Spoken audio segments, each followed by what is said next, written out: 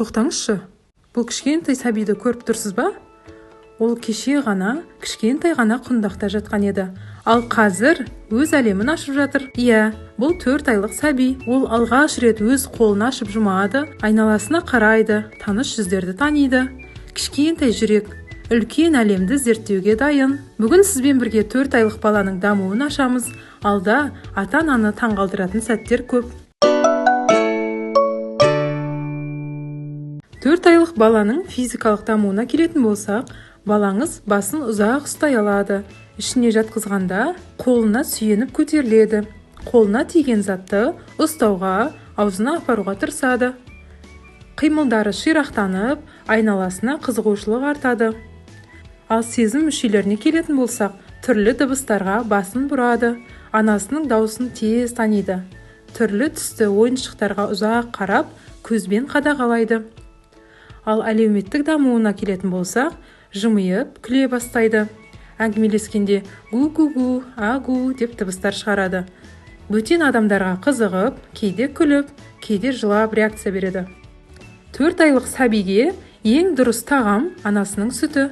Егер сүт аз болса, дәрігер ұсынған қоспаларды, яғни сместі қолдануға болады. Қатты тамақ, яғни пюре, ботқа секілді тамақтарды беруге әлі ерте. 6 айдан бастап қана беруге болады.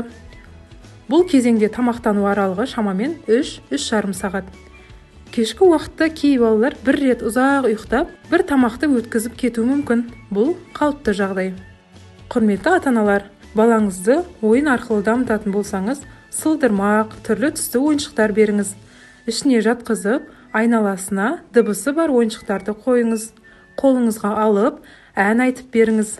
Балаңыздың қауіпсіздігі үшін қолына ұсақ зат бермеңіз. Үстелдің шетінде қалдырмаңыз, домалап кетуі мүмкін. Денесін шынықтыру үшін жеңіл массаж жасаңыз. Қол аяғын ақырын қозғап, велосипед жаттығуын жасаңыз.